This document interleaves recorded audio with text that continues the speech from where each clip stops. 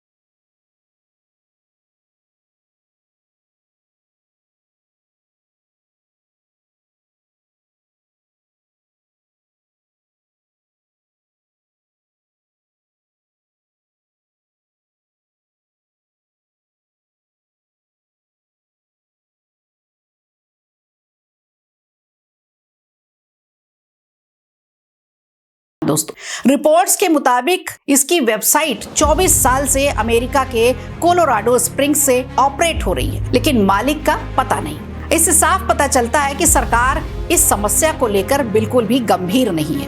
Christians की भारत में बढ़ती आबादी को कैसे रोका जाए और कैसे इस पर काम होता है, ये भी समझना जरूरी है। पब्लिक पूरी तरह से हिंदू मुस्लिम मंदिर मस्जिद में उलझी है, लेकिन मिशनरीज का धर्मांतरण का खेल चुपचाप चल रहा है। मीडिया रिपोर्ट्स की माने तो भारत की आबादी 143 करोड़ है और जोशुआ प्रोजेक्ट से जुड़े लोग 6 करोड़ लोगों तक पहुंच चुके हैं। इसमें धर्मांतरण का प्रति वर्ष का रेट है 3.9%। इनके रिपोर्ट्स बताते हैं कि भारत में 6 करोड़ लोगों तक ये पहुंच चुके हैं और हर 100 में से 4 लोग अपना धर्म बदल रहे हैं। ये सिर्फ एक समूह से जुड़े हुए आंकड़े हैं। इसके अलावा भी देश में कई मिशनरीज और एनजीओ धर्म परिवर्तन के काम में तेजी से जुटी हुई हैं। 2011 की जनगणना के मुताबिक देश में ईसाइयों की आबादी तकरीबन 2 करोड़ 80 लाख के आसपास बताई गई है। जो उस वक्त देश की कुल आबादी के 2.4% के आसपास थे। लेकिन अब इन आंकड़ों में निश्चित रूप से बढ़ोतरी हो चुकी है। चिंता वाली बात यह है कि ईसाई हो या इस्लाम, धर्मांतरण को लेकर सर्वे जो सामने आया है वो चौंकाने वाला है। उसमें भारत में सर्वाधिक धर्मांतरण हिंदुओं का हो रहा है और क्रिश्चियन समुदाय को इसका सर्वाधिक लाभ मिला है। सर्वे में शामिल 0.4% लोग पहले हिंदू थे जो धर्म परिवर्तन कर अब क्रिश्चियन बन गए, जबकि सिर्फ 0.1% लोग ऐसे हैं जो पहले क्रिश्चियन थे और अब इनकी आबादी बढ़ गई है। अब ये देखते हैं कि किन किन क्षेत्रों में क्रिश्चियंस की आबादी बढ़ी है धर्मांतरण के कारण।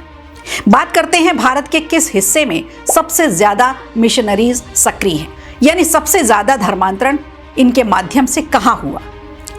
एक सर्वे आया, उस सर्वे के मुताबिक भारत में ईसाई धर्म में परिवर्तित होने वाले 3/4 यानी 74% हिंदू केवल और केवल दक्षिण भारतीय राज्यों से हैं।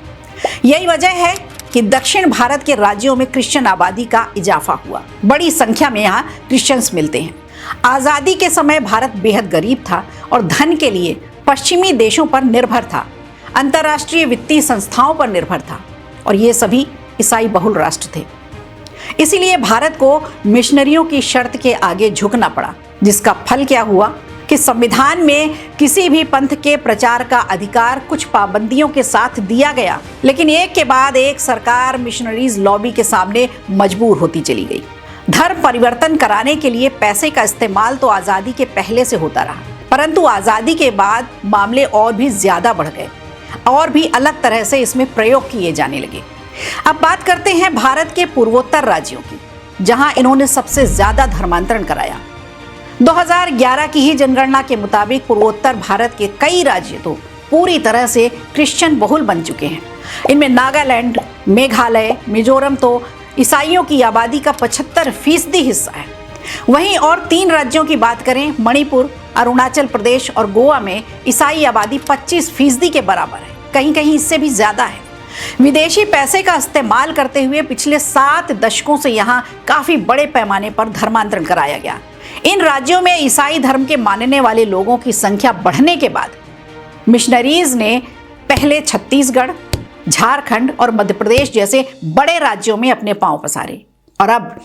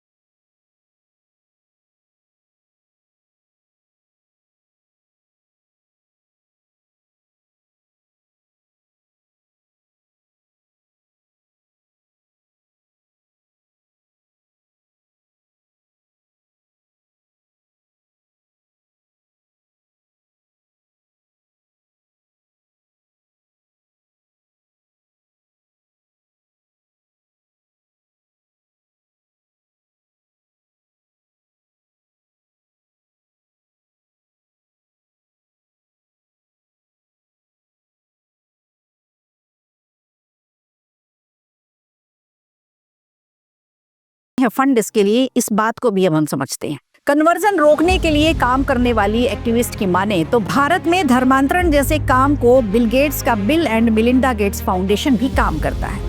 इस संगठन पर लगे आरोपों की वजह से केंद्र सरकार इस संगठन के हेल्थ विंग को पहले भी बंद करा चुकी है। हालांकि इन आरोपों को ये हमेशा से संगठन झुटलाता रहा है। गौरतलब है कि विदेशी उद्योगपति अपनी कमाई का एक बड़ा हिस्सा चैरिटी के लिए डोनेट करते हैं और ये आरोप भी लगते रहे हैं कि चैरिटी के इन पैसों का यूज भारत जैसे देशों में कन्वर्जन के लिए किया जाता है।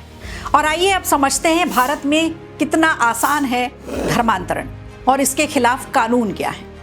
हमने आपको बताया हमारे संविधान में किसी भी पंथ के प्रचार प्रसार की मनाही नहीं है। अब कानून क्या कहता है इस पर?